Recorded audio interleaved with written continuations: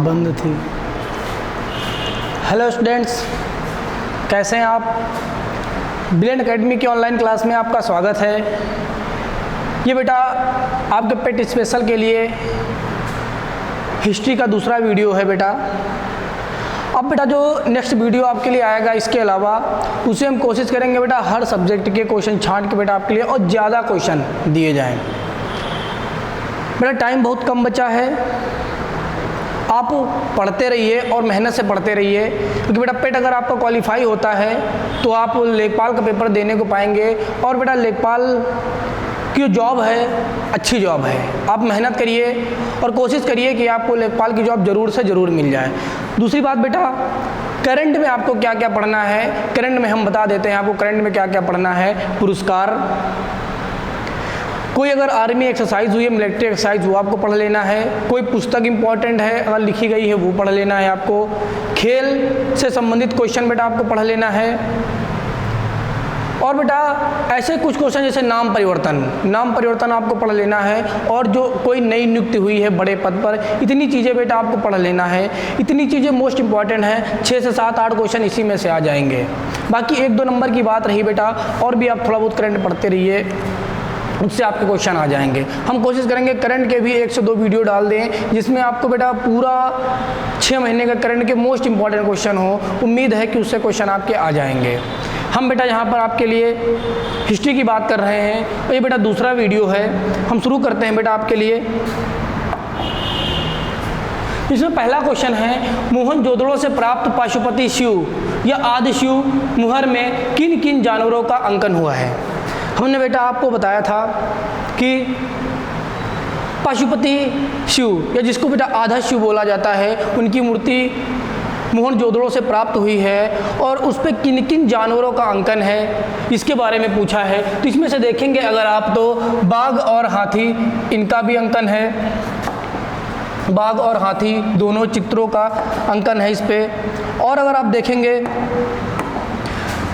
गेंडा और भैंस इनका भी अंकन है, हिरण और इनका भी है। तो इसमें बेटा आपको कौन सा विकल्प हो जाएगा, इनमें से सभी।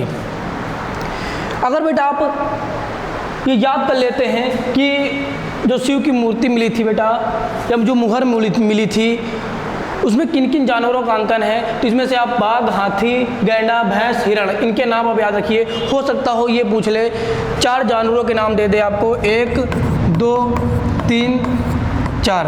एक लिख दे गाय, अगला लिख दे आपका बैल, घोड़ा और एक आपका लिख दे बेटा हिरण। तो इनमें से आपका एक हिरण देकर भी पूछ सकता है कि मोहनजोदड़ो से प्राप्त पाशुपति शिव या आदि शिव मुहर में किन जानवरों का अंकन हुआ है। और भी बेटा अगर देखोगे तो इस क्वेश्चन में जो गेंडा, भैंस, बाघ, हाथी, हिरण, इससे बेटा ये भी एक चीज़ पता चलता है कि इन सब जानवरों से हड़प्पावासी परिचित थे। नेक्स्ट क्वेश्चन बेटा अगर आप देखेंगे, नेक्स्ट क्वेश्चन है, सिंधु घाटी के लिए मेसोपोटामियाई रिकॉर्ड में निम्नलिखित में से किस शब्द का प्रयोग किया गया है। उस दिन हमने आपको बताया था कि बेटा जो सिंधु घाटी सभ्यता के लोग थे, सिंधु घाटी सभ्यता के जो लोग थे वो कृषि और कृषि से संबंधित वस्तुओं का व्यापार करते थे। जो ये व्यापार करते थे बेटा, ये इनके यहाँ 2 प्रकार का व्यापार था। एक आंतरिक व्यापार भी करते थे, मतलब आपस में ही। हड़प्पा ने मोहनजोदड़ो को सप्लाई किया, मोहनजोदड़ो ने लोथल ने हड़प्पा को, इसको आंतरिक व्यापार करते हैं। और बेटा ये लोग बाहर भी अपनी देश की सीमाओं से बाहर भी व्यापार करते थे। और बाहर सबसे ज़्यादा बेटा जो ये लोग व्यापार करते थे ये मेसोपोटामिया की सभ्यता से करते थे। मेसोपोटामिया की सभ्यता या मेसोपोटामिया के लोगों से सबसे ज़्यादा व्यापार करते थे। इसलिए बेटा मेसोपोटामिया का एक शासक है जिसका नाम है सारगोन, उसका एक अभिलेख प्राप्त हुआ है। मेसोपोटामिया का एक शासक है सारगोन, उसका एक अभिलेख प्राप्त हुआ है जिसमें सिंधु घाटी को मेलुहा कहा गया है। तो यही क्वेश्चन पूछा है कि सिंधु घाटी के लिए मेसोपोटामियाई रिकॉर्ड में निम्नलिखित में से किस शब्द का प्रयोग किया गया है, तो मेलुहा। और बेटा अगर देखोगे फारस की खाड़ी को बेटा इसी अभिलेख में फारस की खाड़ी को बेटा दिलमुन नाम से पुकारा गया। तो ये भी आपसे पूछ सकता है, ठीक है, किस अभिलेख में बात की गई है, तो सारगोन का अभिलेख है। इतने क्वेश्चन आपको याद करना है। नेक्स्ट क्वेश्चन अगर आप देखेंगे, आग का आविष्कार किस युग में हुआ था? अगर बेटा आग के आविष्कार की अगर आप बात करते हैं तो आग का आविष्कार जो बेटा हुआ था वो पूरा पाषाण युग में हुआ था। अगर बेटा इससे पहले देखेंगे अगर आप, तो आग के साक्ष्य बेटा बहुत कम मिलते हैं, आग के प्रयोग के साक्ष्य बहुत कम मिलते हैं। जो पूरा पाषाण युग है इसमें पहली बार बेटा पत्थर के टकराने से चिंगारियाँ उत्पन्न की गई थी, और आग का जो प्रथम साक्ष्य बेटा मिलता है वो पूरा पाषाण युग में मिलता है। तो आपके लिए इंपॉर्टेंट हो जाता है ये क्वेश्चन।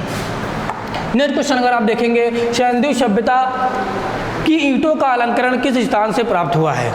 हमने बेटा उस दिन आपको बताया था कि जो सिंधु घाटी सभ्यता के बेटा जो मकान बनाए जाते थे उसमें ज़्यादातर आपका बेटा पक्की ईंटों का प्रयोग होता था, पक्की ईंटों का प्रयोग होता था। और बेटा एक चीज़ और है कि जो ईंटें होती थी सामान्यतः जो पक्की ईंटें होती थी बेटा ये दो तरह की होती थी। कुछ ईंटें बेटा सादी ईंटें होती थी जिस पर किसी भी प्रकार के चित्र या किसी भी प्रकार का अलंकरण मतलब सजावट नहीं की जाती थी। और कुछ बेटा अगर देखोगे इसमें पूछा है तो कुछ ईंटें बेटा जो मिली हैं उसमें बेटा अलंकृत ईंटें मिली हैं, अलंकृत। तो यही पूछा है कि जो अलंकृत ईंटों का बेटा जो साक्ष्य प्राप्त हुआ वो हमें किस स्थान से प्राप्त हुआ है? तो कालीबंगा से प्राप्त हुआ है। जब बात कालीबंगा से आती है बेटा तो कालीबंगा से कई क्वेश्चन आपके बनते हैं। हमने आपको बताया था जुते हुए खेत के साक्ष्य आपके कालीबंगा से मिले हैं। कालीबंगा का तात्पर्य है काले रंग की चूड़ियाँ। और बेटा जो कालीबंगा का बेटा जो पश्चिमी और पूर्वी भाग अलग अलग दुर्गीकृत किया गया है। इतने क्वेश्चन आप कालीबंगा से याद रखिएगा। अगर और भी विकल्प अगर आप देख लेते हैं बेटा तो हड़प्पा से जो क्वेश्चन पूछा जाता है ये भारत में सबसे पहला खोजा जाने वाला स्थल था। लोथल जो था आपका बेटा ये, तो लोथल आपके लिए इंपॉर्टेंट है क्योंकि ये बेटा सिंधु घाटी सभ्यता में गोदीवाड़ा या बंदरगाह था, गुजरात में था, ये प्रसिद्ध है आपका। और भी अगर आप देखेंगे नेक्स्ट क्वेश्चन, पहिए का आविष्कार किस युग में हुआ था? तो बेटा अगर पहिए के आविष्कार की बेटा आप बात करेंगे तो नवपाषाण युग में पहिए का आविष्कार आपका नवपाषाण युग में हुआ था। और भी बेटा अगर देखेंगे पहिए के साक्ष्य की अगर बेटा बात अगर आप बेटा पहिए के साक्ष्य की बात अगर बेटा आप कर रहे हैं तो हड़प्पा और वैदिक दोनों सभ्यता से बेटा मिला है, दोनों लोग पहिए का प्रयोग करते थे। बेटा जाहिर सी बात है जब नवपाषाण युग में पहिए का बेटा आविष्कार हो चुका था तो इसके बाद आने वाली सभ्यता बेटा इसका प्रयोग करेगी। लेकिन बेटा एक बात और याद रखना आप लोग कि जो हड़प्पा सभ्यता है और वैदिक सभ्यता है दोनों के पहियों में अंतर पाया जाता था। क्योंकि जो हड़प्पा सभ्यता है आपकी ये शहरी या नगरीय सभ्यता है, इसमें बेटा अगर देखा जाए तो कृषि और व्यापार मुख्य आधार था इनके जीवन का। तो इनके यहाँ जो पहियों का प्रयोग होता था वो ठोस पहिए होते थे, ठोस पहिए होते थे। लेकिन जो वैदिक युग में आपके पहियों का प्रयोग देखा जाने लगा वो आरा, इसको बेटा आरादार पहियाँ बोलते हैं। ऐसे जो प्रेजेंट में पहिए लगे होते, तिल्लियाँ लगी होती हैं ऐसे ऐसे ऐसे, उस ज़माने में लकड़ी के ऐसे ऐसे बने होते थे। गांव में आपने बैलगाड़ी देखा होगा।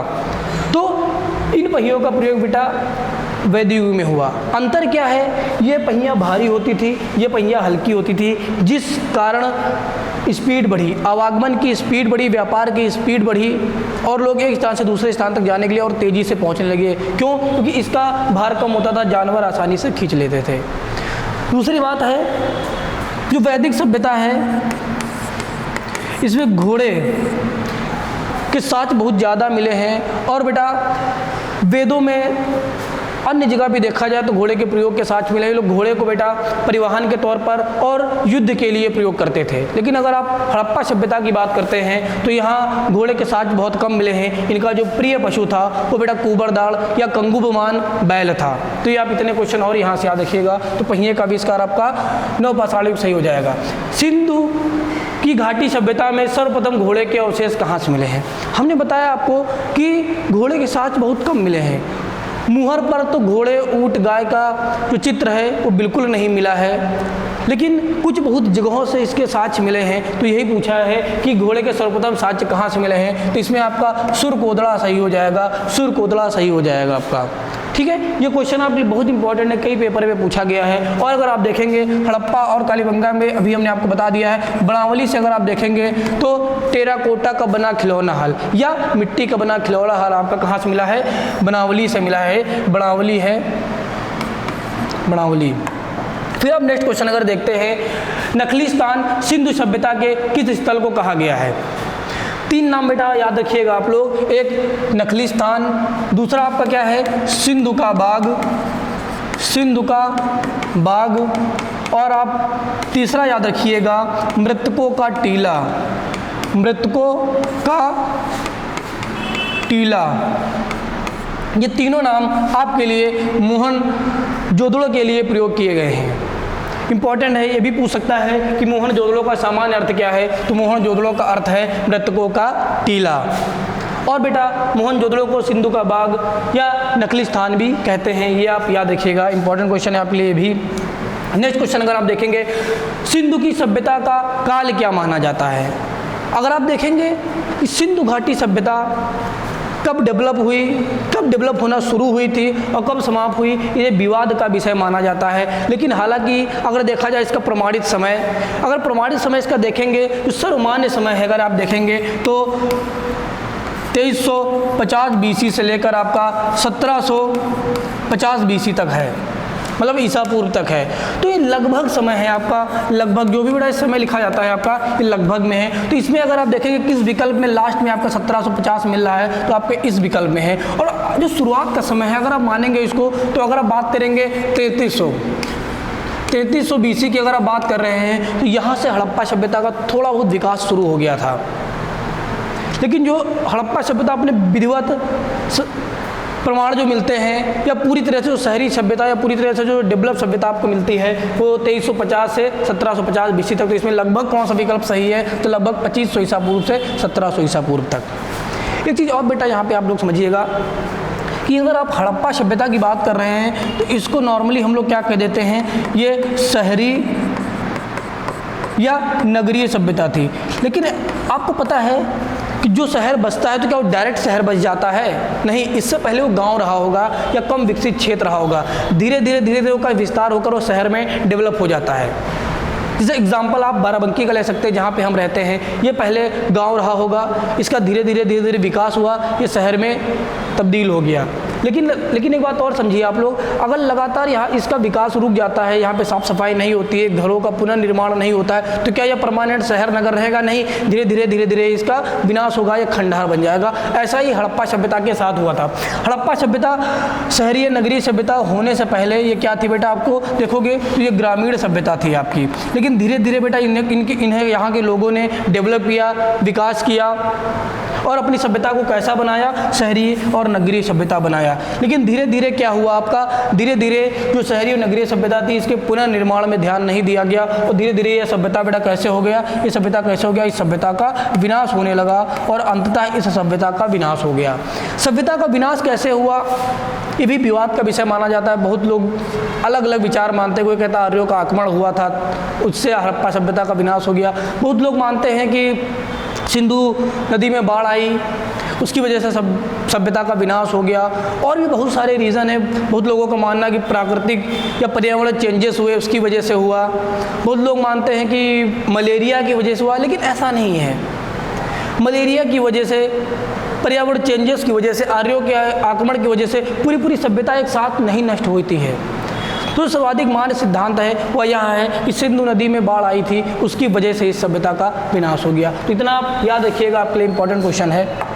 नेक्स्ट अगर आप बात करेंगे, सैंधव स्थलों के उत्खनन से प्राप्त मोहरों पर किस पशु का प्रकीर्णन सर्वाधिक हुआ है। अगर ये पूछता है कि किस पशु का, तो बेटा पहले ही आपको पता है कि जो कुबड़दाल बैल या कंकुबदमान जो बैल है वो सर्वाधिक लोकप्रिय पशु था। और अगर देखेंगे आप तो इसी के जो बैल है, इसी के बेटा सर्वाधिक चित्र प्राप्त हुए हैं। तो आपके लिए भी इंपॉर्टेंट क्वेश्चन है। फिर अगर आप देखेंगे, सिंधु सभ्यता के लोग मिट्टी के बर्तनों पर किस रंग का प्रयोग करते थे। अगर आप देखेंगे सिंधु घाटी सभ्यता में बेटा मिट्टी के बर्तन, पहले एक चीज़ आप समझो, मिट्टी के बर्तनों को बेटा मृद भांड भी कहा जाता है, मृद भांड।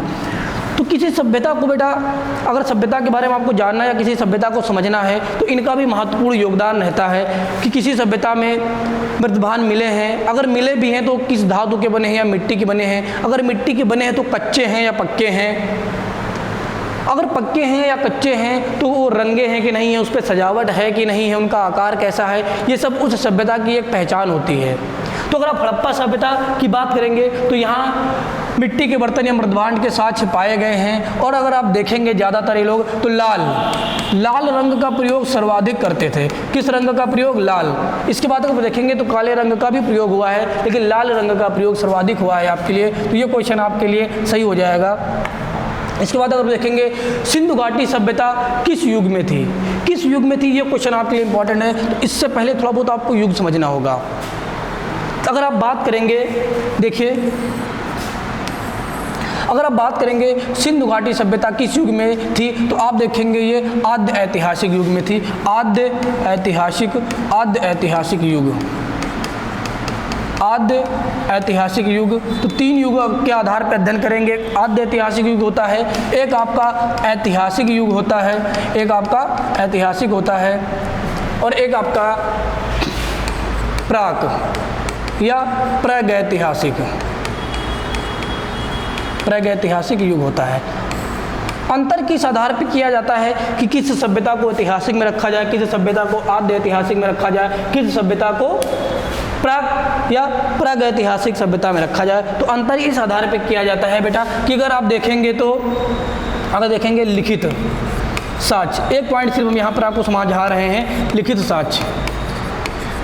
अगर कोई सभ्यता है वहाँ से लिखित साक्ष्य भी नहीं मिले हैं, जब लिखित साक्ष्य मिले ही नहीं है तो पढ़ने न पढ़ने की बात ही नहीं होती है। तो अगर किसी सभ्यता से अगर हमें लिखित साक्ष्य भी नहीं मिले हैं और जब साक्ष्य ही नहीं मिले तो उनको पढ़ा नहीं जाएगा, तो आपकी सभ्यता कैसी आ जाएगी? वही कैसी आ जाएगी? प्राक ऐतिहासिक में आ जाएगी। लिखित साक्ष्य यहाँ पर नहीं मिले हैं तो पढ़ने की बात ही समाप्त हो जाती है। अगर आप देखेंगे किसी सभ्यता को आद्य ऐतिहासिक युग में अगर रखा जाता है तो वहाँ से अगर आप बात करेंगे लिखित साक्ष्य तो मिलते हैं, लिखित साक्ष्य तो मिलते हैं, लिखित साक्ष्य तो मिले हैं, लेकिन अगर आप बात करेंगे क्या इनको पढ़ा गया है, तो नहीं, इनको पढ़ा नहीं गया है। तो ऐसी सभ्यता जिसके लिखित साक्ष्य तो मिले हैं लेकिन उसको पढ़ा नहीं गया है, उसको किस में रखेंगे आप? आद्य ऐतिहासिक युग में रखेंगे। तो सिंधु घाटी सभ्यता के साथ ऐसा ही हुआ है।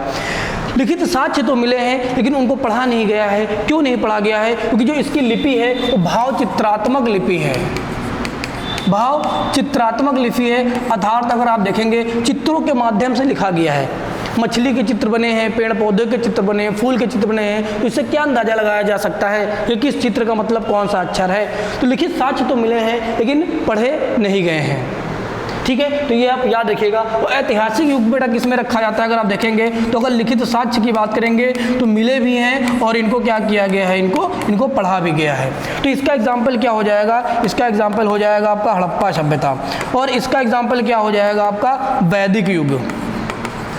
वैदिक युग, जैन धर्म, बहुत सारे आपके बौद्ध धर्म, गुप्त वंश, बहुत सारे एग्जाम्पल हो जाएंगे। तो अब आप लोग समझ गए होंगे, अगर किसी सभ्यता को पूछता है कि उस सभ्यता को किस युग में रखा जाए तो आप लोग समझ जाएंगे। ठीक है, इसमें क्या हो जाएगा आपका? आद्य ऐतिहासिक युग हो जाएगा। फिर अगर आप देखेंगे सिंधु सभ्यता के लोग सबसे अधिक किस देवता में विश्वास रखते थे? फर्स्ट वीडियो में हमने आपको बताया था कि अगर आप सिंधु सभ्यता की जो खुदाई हुई है या आप अगर उनके साक्ष्य को देखते हैं तो स्त्रियों या आप कह सकते हैं देवियों की मूर्तियाँ ज़्यादा मिली हैं। तो कहने का तात्पर्य है ये लोग कि यहाँ का समाज कैसा रहा होगा? ऐसा समाज रहा होगा जहाँ पे स्त्रियों का शासन हो, अर्थात मात्र सत्रात्मक समाज था यहाँ पर। ठीक है, तो ये बेटा अगर देखेंगे ये लोग सबसे अधिक किस देवता में विश्वास रखते थे? तो मातृशक्ति में विश्वास रखते थे, क्योंकि मात्र सत्रात्मक समाज था, मात्र सत्रात्मक समाज था, तो ये लोग मातृशक्ति में विश्वास रखते थे। ये आपके लिए इंपॉर्टेंट क्वेश्चन है, इसको आप देख लीजिएगा। फिर अगर आप देखेंगे स्वतंत्रता के बाद भारत में हड़प्पा के युग में स्थानों की अगर बात करेंगे तो किस राज्य में सबसे अधिक खोजें हुई हैं? ये कहना चाहता है बेटा स्वतंत्रता के बाद अगर आप देखेंगे तो भारत में ऐसा कौन सा राज्य है जहाँ पर सबसे ज़्यादा हड़प्पाई स्थल खोजे गए हैं? तो आपका बेटा वो गुजरात सही हो जाएगा। गुजरात राज्य में सबसे ज़्यादा स्वतंत्रता के बाद काम हुआ है उत्खनन का, और सबसे ज़्यादा खुदाई यहीं पर हुई है, तो आपका गुजरात सही हो जाएगा। इसके बाद अगर आप देखेंगे अफगानिस्तान स्थित सिंधु सभ्यता में संबंधित स्थल हैं कि अफगानिस्तान में कौन कौन सा स्थल पाया जाता है? तो अगर आप देखेंगे अफगानिस्तान में मुंडी गाक और शूरतो गाक दोनों स्थल आपके पाए जाते हैं, तो आपका विकल्प कौन सा सही हो जाएगा? ए और बी दोनों जिसमें दिया है ये आपका सही हो जाएगा। ये दोनों स्थल आपके कहाँ पाए जाते हैं? ये अफगानिस्तान में पाए जाते हैं, और हड़प्पा आपका कहाँ है? ये पाकिस्तान में है।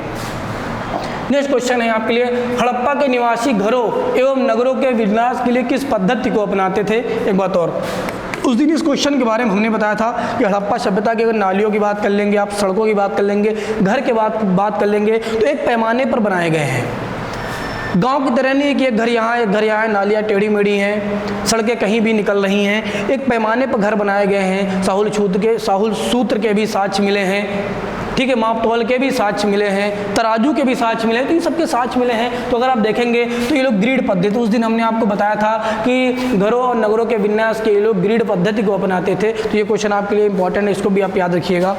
फिर आप नेक्स्ट क्वेश्चन अगर देखेंगे, सिंधु घाटी सभ्यता में तराजू कहाँ से मिला? अभी हमने बताया तराजू के साक्ष्य मिले हैं, तो इसका आंसर आपका लोथल हो जाएगा। सिंधु घाटी सभ्यता में तराजू के साक्ष्य कहाँ से मिले हैं? लोथल से मिले हैं। और अब बेटा याद रखिएगा, और आप हड़प्पा सभ्यता को देखेंगे, जिसे अर्ध औद्योगिक नगर भी बोला जाता है, अर्ध औद्योगिक नगर भी बोला जाता है, इसे अर्ध औद्योगिक नगर भी बोला जाता है। और तांबे से संबंधित अगर आप देखेंगे तो अगर तांबे से संबंधित अगर पूछा जाता है तो आप हड़प्पा ही सही करिएगा, क्योंकि तांबे का अगर कारखाना आप देखेंगे, उत्पादन अगर देखेंगे तो हड़प्पा से वो ज़्यादातर होता था, तो आपके लिए ये भी सही हो जाएगा। नेक्स्ट क्वेश्चन अगर आप बात करेंगे यहाँ पर, हड़प्पा या सिंधु सभ्यता में पवित्र पशु कौन थे? अभी हमने आपको बताया पवित्र पशु कौन था आपका, कुबड़दाल बैल या श्रृंग युक्त बैल या कंकुब्धमान बैल, ठीक है। तो आप बैल से याद रखिएगा, आपका विकल्प सही हो जाएगा। गाय की अगर बात करेंगे बेटा ये लोग, तो गाय आपका वैदिक युग में पवित्र पशु था। घोड़े के साथ यहाँ पर बहुत कम मिले हैं, ज़्यादातर आपके अगर देखेंगे वैदिक युग में प्रमाण इसके मिले हैं, ठीक है, ये आप याद रखिएगा। नेक्स्ट क्वेश्चन अगर आप देखेंगे, कालीबंगा का अर्थ क्या है? कालीबंगा का अर्थ अभी हमने आपको बताया था, कालीबंगा का अर्थ है काले रंग की चूड़ियाँ। ये इंपॉर्टेंट क्वेश्चन है। और आप अगर नेक्स्ट इंपॉर्टेंट क्वेश्चन आप देखेंगे तो सिंधु घाटी में कितनी राजधानियाँ थी? तो अगर इसको बात करेंगे तो हड़प्पा और मोहनजोदड़ो को जुड़वा राजधानी बोला गया है। कितनी राजधानी थी? 2 राजधानी थी, हड़प्पा और मोहनजोदड़ो, इसको जुड़वा राजधानी बोला गया है, ये आप याद रखिएगा। फिर आप देखेंगे सिंधु घाटी सभ्यता में कितने नगर थे? तो सिंधु घाटी सभ्यता में आपके 6 नगर थे। ये भी आपको याद रखना है कि सिंधु घाटी सभ्यता में कितने नगर थे? सिंधु घाटी सभ्यता में 6 आपके मुख्य नगर थे। ये क्वेश्चन आपके लिए इंपॉर्टेंट है, आप याद रखिएगा। नेक्स्ट की अगर आप बात करेंगे, बिना दुर्ग के एकमात्र सिंधु का नगर कौन सा था? उस दिन हमने आपको समझाया था कि पश्चिमी भाग जो होता था वो समानता कैसा हुआ करता था, वो दुर्गीकृत हुआ करता था।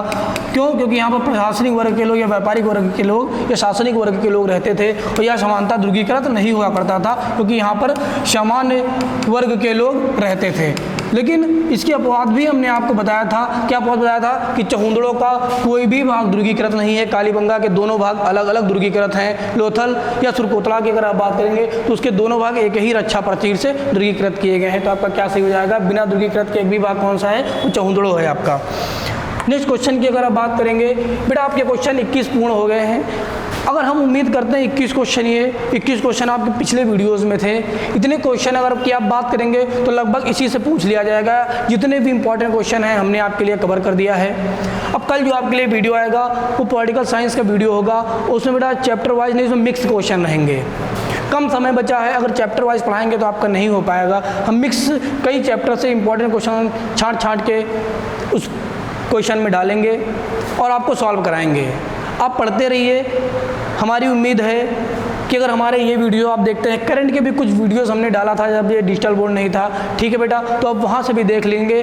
उससे आपको ये फ़ायदा हो जाएगा कि जितने भी हमने करंट की वीडियोस डाले थे उसमें लास्ट का जो विविध हमने डाला था वो आपके लिए बहुत इंपॉर्टेंट है। प्लस साथ में हमने कुछ विविध के वीडियोज़ भी डाले थे, वो भी आप पढ़ लीजिएगा। धन्यवाद बेटा। नेक्स्ट वीडियोज़ में फिर आपसे मिलते हैं।